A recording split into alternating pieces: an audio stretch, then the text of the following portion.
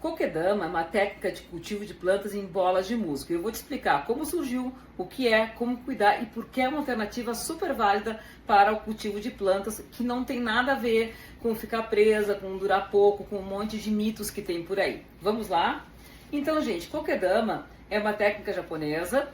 O nome Kokedama é literalmente bola de musgo em japonês e nos ensina a substituir os vasos, ou seja, transplantar essas plantas para essa bola de musgo.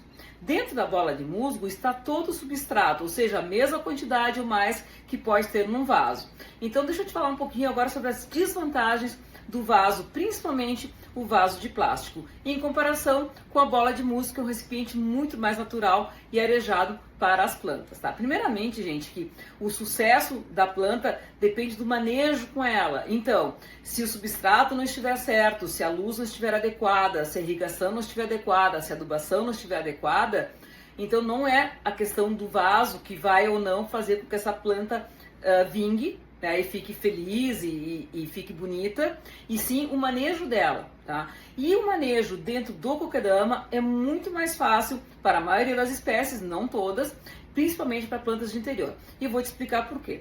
Primeiro, pelo fato que eu me apaixonei pelos Kokedamas, é que a gente consegue sentir a planta, ou seja, a gente consegue identificar muito mais facilmente do que num vaso se está na hora de molhar. Então, a gente pode sentir a umidade aqui nessa bola, a gente pode ver pelo peso, essa aqui tá levezinha, e pela cor de longe eu já sei que essa planta precisa molhar, porque eu consigo identificar muito mais facilmente se a planta precisa de água. Então essa é a primeira vantagem. Um fato é como a gente molha esse Kokedama. A gente vai molhar mergulhando toda essa bola, submergindo inteiramente no recipiente com água. O que acontece nesse processo também em vantagem em relação ao vaso de plástico? Quando a gente molha uma planta, quando a gente rega num vaso de plástico, a gente rega por cima do substrato que está aparente, a gente espera que comece a escorrer a água pelos furos que são feitos no vaso, tomara que tenha, e aí aquilo vai pegando parte do substrato. Muitas vezes, eu posso dizer isso, que eu já fiz mais de 8.000 Kokedamas, portanto eu já tirei 8.000 plantas de vaso para transformar em Kokedamas. Muitas vezes a gente molha essa planta, a água passa através dela pelos canais naturais da água e boa parte do torrão fica seco. Com o Kokedama não, porque a gente vai molhar isso aqui, a bola vai absorver em toda a parte interna, então vai ficar totalmente distribuída essa umidade e vai atingir todas as raízes da planta. Enquanto que no vaso, essa água passa, parte não fica molhada e muita água é desperdiçada. No Kokedama não, porque toda a água é absorvida e não tem nenhum desperdício. Inclusive, quando a gente passa a água pelo substrato constantemente, ocorre um fenômeno chamado lixiviação, que é o desgaste, ou seja, essa água que vai escorrendo do vaso, ela vai levando junto os nutrientes, o que não acontece no Kokedama, pois a água é absorvida e não sai dessa maneira. A água vai sair do Kokedama de duas maneiras, ou pela evaporação natural do ambiente, ou pelo consumo da planta. Portanto, não vai lavar o substrato como lavaria num vaso.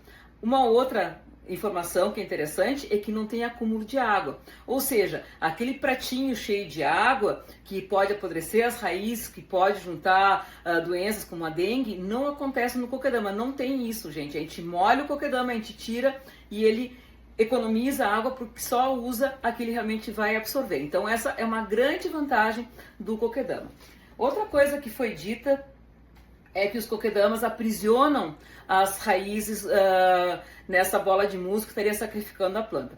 Isso também não confere, porque um Kokedama bem feito, gente, ele é dimensionado para conter o substrato que essa planta precisa. Inclusive, na minha técnica, no meu método de fazer Kokedamas, não tem nenhuma mistura, nem com fios, nem com musgo dentro da planta. Dentro dessa bola, a gente tem o mesmo substrato que teria num vaso.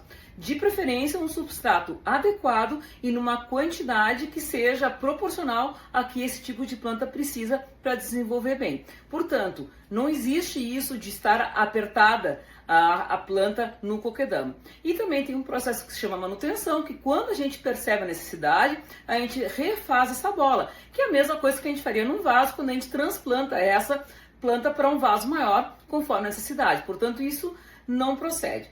Uma outra vantagem que a gente tem com o musgo, gente, é que as raízes elas têm um comportamento muito interessante, tá? Primeiro, em comparação com o vaso plástico, as raízes costumam se enovelar. O que significa? Assim como a planta, parte das folhas, né, tem a tendência a crescer em direção à luz e se desenvolver, as raízes têm um movimento contrário e vão procurando seu espaço na terra, né, na natureza. Quando elas encontram um obstáculo, que é um vaso de plástico, o que acontece? Essa planta chega no vaso e começa encontra uma barreira artificial, totalmente, né, não natural, e começa a fazer a volta. Ela continua crescendo em volta do vaso. Então ela se encontra e se novela. Quando vocês tiram muitas plantas, a maioria de um vaso, vocês vão ver que as raízes estão todas enoveladas. Nesse processo, a planta gasta muita energia, as raízes ficam totalmente desfiguradas e isso não acontece no coquedama, porque no coquedama a raiz consegue passar pelo musgo. Então é muito comum a raiz se desenvolver, passar pelo musgo. E uma coisa que acontece, que eu não sabia o nome até há pouco, agora sei, mas eu tinha observado em dezenas de plantas, é que a raiz sai um pouquinho para fora e ela para. Isso, gente, se chama air pruning. É um processo onde a raiz vai até o lugar, naturalmente ela consegue passar essa barreira de musgo, ela chega no ar livre e o próprio ar cauteriza essa raiz. Então a planta fica sabendo, opa, a partir daqui não vou mais. E não faz esse processo de novelamento dentro do coquedama. Pelo contrário, começa a desenvolver outras raízes dentro do substrato muito mais estruturadas e muito mais saudáveis. Então, gente, se tem algum problema com a planta, não é em função do coquedama, e sim do manejo dela. Então não procede a gente falar que um coquedama tem uma vida curta. Não, essa planta vai durar tanto tempo quanto essa espécie duraria nesse lugar com esses cuidados. Se alguém não cuidar bem de um coquedama, não vai ter o sucesso nesse cultivo. Mas não é culpa do coquedama. Pelo contrário, inclusive pelas coisas que eu contei para vocês, de como a gente consegue ver, né, se está na hora de molhar ou não, que é muito mais fácil de sentir. Foi assim, inclusive, que eu me apaixonei pelos coquedamas. Ou seja, eu, aos 50 anos, conheci os coquedamas, eu não sabia nada de plantas, e foi nesse momento que eu me conectei com elas, porque com elas eu consigo sentir os coquedamas. E eu tenho coquedamas de 3, 4 anos ou mais, gente, que estão maravilhosos. Depende realmente da espécie, ou seja, não toda espécie é adequada. Por exemplo, uma costela de Adão, eu já fiz várias em coquedamas, é uma planta super vigorosa, que ela cresce bastante, a gente vai aumentando a bola conforme a necessidade dela, mas tem um momento que talvez fique inviável. Então o que é aconselhado daí? Transplanta para um vaso ou transplanta para a terra, onde ela vai poder se desenvolver. Mas essa é uma característica da planta que aconteceria exatamente igual num vaso, com essas desvantagens do vaso de plástico.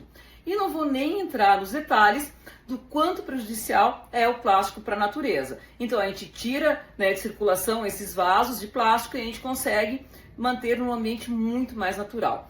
Portanto, gente, são mitos que as plantas estão aprisionadas dentro de um coquedama, que as raízes sofrem, que os coquedamas não duram nem um mês. Nada disso, gente, é viável. Se você comprou um coquedama e ele morreu, é porque dificilmente alguma coisa errada, sabe? Porque colocaram um substrato errado, algo assim, mas em geral, aliás, eu diria que 99% das vezes, é porque você não cuidou dessa planta de forma adequada, apesar de todas as vantagens que o coquedama tinha. Então, gente, não é o coquedama. O coquedama é sustentável, é belíssimo, facilita o cultivo de várias espécies, realmente não são todas. Por exemplo, coquedamas de interior ficam muito bem, muito fácil de cuidar. Quando é uma planta de sol, talvez fique mais difícil, porque ele vai secar rápido, tem que ficar muito mais em cima. Sendo uma planta pequena, né, realmente no sol, fica mais complicado. Mas também é possível, gente. Eu tenho bonsais, eu tenho rosa do deserto, eu tenho suculentas, eu tenho várias plantas de sol que, com o cuidado certo, estão há anos no meu jardim. Só requerem talvez um pouco mais de cuidado, ou não. A rosa do deserto está lá, linda, sem eu fazer praticamente nada. Porque não depende do recipiente, e sim dos meus cuidados, tá? Então essa era a mensagem que eu queria passar para vocês sobre os coquedamas e sobre a dificuldade que algumas pessoas têm de aceitar que é uma técnica não só linda e maravilhosa, como perfeitamente sustentável. Então, vamos usar isso para divulgar essa informação e desmanchar esses mitos sobre os kokedamas. Pelo contrário, tem só vantagem. Sem falar, olha a beleza desse arranjo aqui, né? Muito obrigada por me escutar.